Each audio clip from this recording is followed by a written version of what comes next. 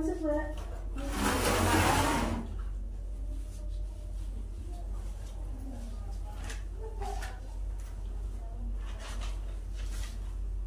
Gimana duduknya Mbak Dewi? Apakah sudah nyaman? Sudah kok Bu, sudah nyaman. Oke, bagaimana kabar Mbak Dewi hari ini? Alhamdulillah baik Bu. Keluarga di rumah sehat? Alhamdulillah juga sehat semua. Oh iya, kemarin Ibu dengar dari guru-guru Mbak Dewi ini mendapatkan juara 1 lomba menyanyi di ajang pencarian bakat ya? Iya Bu, alhamdulillah. Saya perwakilan dari kota ini Bu. Selamat ya Mbak Dewi atas pencapaiannya sekarang. Nah, Ibu sangat bangga karena Mbak Dewi bisa menjadi perwakilan di kota ini dan juga mengharumkan nama sekolah ini ya. Iya Bu. Sebelum ke sini, Mbak Dewi pelajarannya siapa? Itu Bu, saya tadi pelajarannya Pak Nando, olahraga. Oh alah, Pak Nando itu ya. Ini Ibu ada air, mungkin Mbak Dewi masih haus, soalnya kan tadi habis olahraga ya. Saya minum ya Bu. Iya, silakan.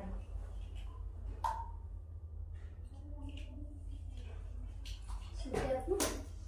Tadi Mbak Dewi kesini sendirian atau sama siapa? Itu Bu, sama pacar saya. Sama pacar Mbak Dewi, kok gak diajak masuk, dikenalin ke Ibu? Enggak Bu, biar di depan aja dulu. Oh iya, gak apa-apa. Mbak Dewi kesini menemui Ibu, apakah ingin Mbak Dewi ceritakan kepada Ibu? Ya Bu, saya ingin melakukan konseling dengan Ibu. Begitu ya. Ibu sangat senang kedatangan Mbak Dewi ke ruangan Ibu, apalagi Mbak Dewi mengatakan ke Ibu ingin melakukan proses konseling. Apakah Mbak Dewi sebelumnya sudah pernah melakukan konseling? Belum Bu, baru pertama kali ini.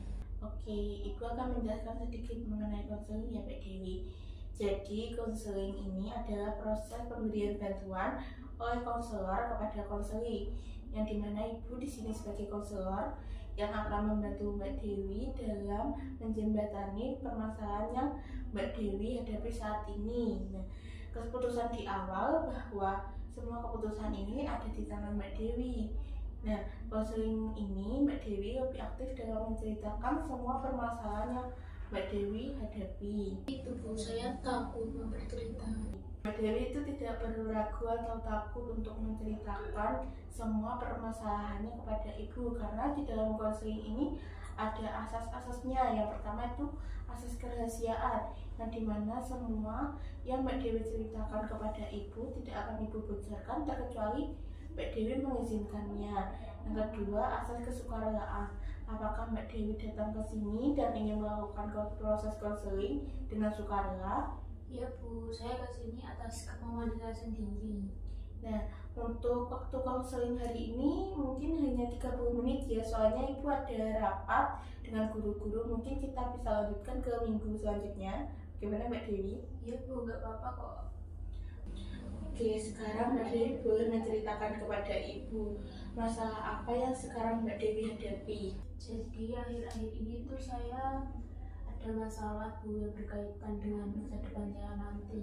Permasalahan tentang masa depan seperti apa yang membuat Mbak Dewi ini merasa bingung? Kan saya sekarang udah kelas 12 ya Bu, sebentar lagi kan mau lulus. Nah rencananya itu saya mau kuliah, tapi saya bingung gitu loh Bu, jurusan yang sesuai dengan diri saya. Sebelum itu, Ibu ingin bertanya kepada Mbak Dewi, apakah Mbak Dewi itu sudah memiliki pandangan ingin masuk ke jurusan apa? Ada sih Bu, mau masuk ke jurusan sistem informatika. Bagus sekali itu Mbak, sistem informatika. Dan apakah jurusan sistem informatika ini sudah Mbak Dewi minati dari dulu? Sebenarnya sih saya hanya ikutan dengan pacar saya Bu, tapi saya juga nggak begitu suka gitu loh Bu, makanya saya itu masih bingung dan mikir-mikir lagi.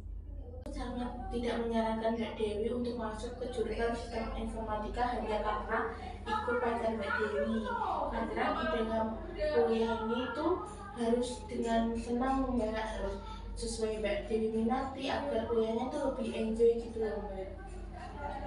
Begitu ya Bu? Iya, tadi kan Mbak Dewi bilang ke Ibu ingin masuk ke jurusan sistem informatika. Nah, tapi sistem informatika itu Mbak Dewi kurang minati atau nggak suka gitu. Lebih baik Mbak Dewi masuk ke jurusan yang Mbak Dewi sendiri itu minati. Terus saya sekarang harus bagaimana, Bu? Sebelum memilih jurusan yang sesuai dengan minat Mbak Dewi, Ibu ingin bertanya kepada Mbak Dewi, apakah Mbak Dewi membuat keputusan untuk lanjut kuliah setelah lulus kelas 12 ini? Orang tua sudah mengetahui? Ya, Bu, orang tua saya sudah mengetahui dan mereka juga mendukung saya kok, Bu. Tapi kalau saya sudah kuliah, saya bisa mendapatkan beasiswa nggak ya, Bu? Nanti kan biar orang tua saya tidak terbebani gitu loh. Tenang saja Mbak Dewi, kan Mbak Dewi ini kan murid berprestasi ya. Di luar sana itu banyak universitas yang ada beasiswa untuk murid berprestasi. Jadi Mbak Dewi itu tidak perlu takut tentang masalah pengeluaran kuliah seperti pembayaran. Nanti Ibu bantu untuk Mbak Dewi bisa mendapatkan beasiswa itu. Ibu, Selanjutnya mungkin kita bisa melihat jurusan apa yang cocok untuk Mbak Dewi melalui hasil rapor Mbak Dewi. Sebentar Ibu ambilkan ya rapor Mbak Dewi. iya, Bu.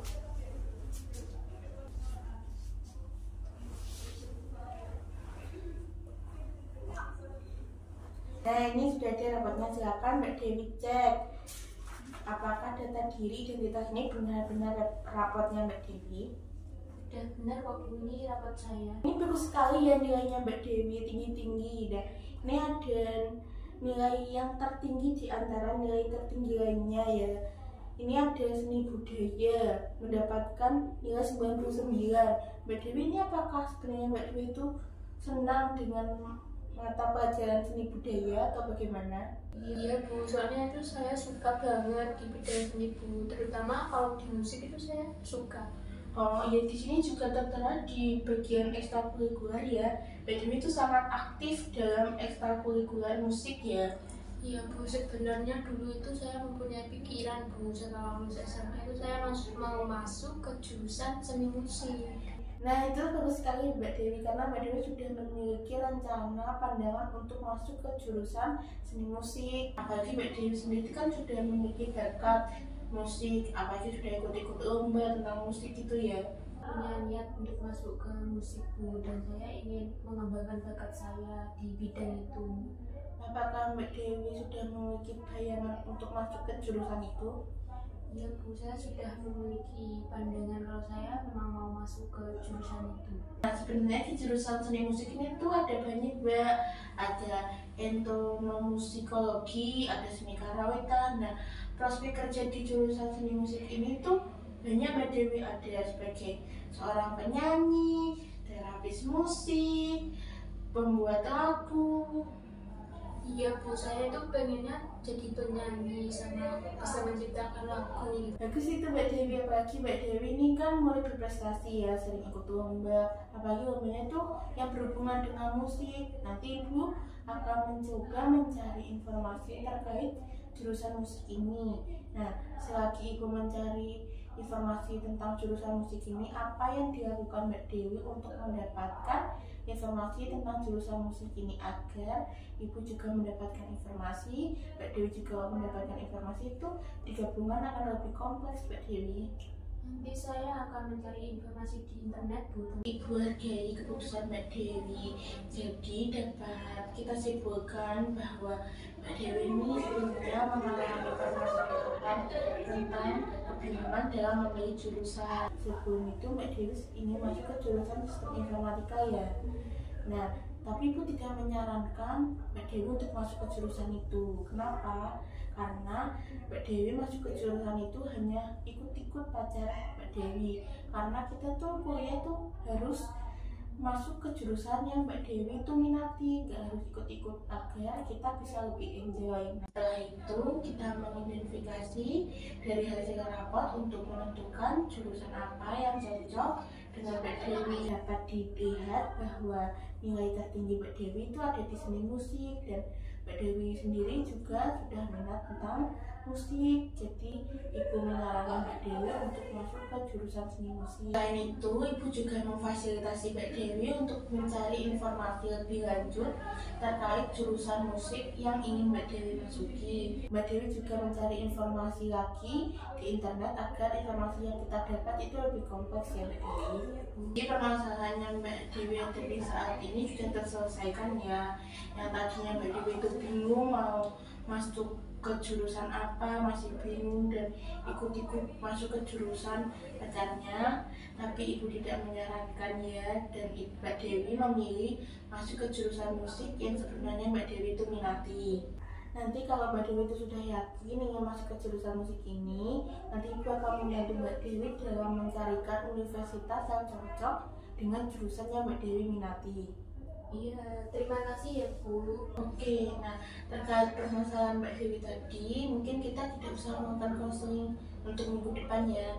Mbak Dewi cukup berikan ke ibu melalui WhatsApp kalau sudah yakin ingin masuk ke jurusan musik ini, tapi dalam persetujuan orang tua Mbak Dewi ya. Iya Bu. Ibu memberi pesan kepada Mbak Dewi kalau sedang memilih sesuatu atau ingin melakukan sesuatu kebingungan, Mbak Dewi itu jangan ikut-ikut dengan teman Mbak Dewi, pacar Mbak Dewi, tapi Mbak Dewi itu harus identifikasi dengan melalui kemampuan dan keminatan Mbak Dewi. Seperti jurusan tadi, Mbak Dewi itu harus bisa memilih jurusan yang sesuai dengan minat Mbak Dewi.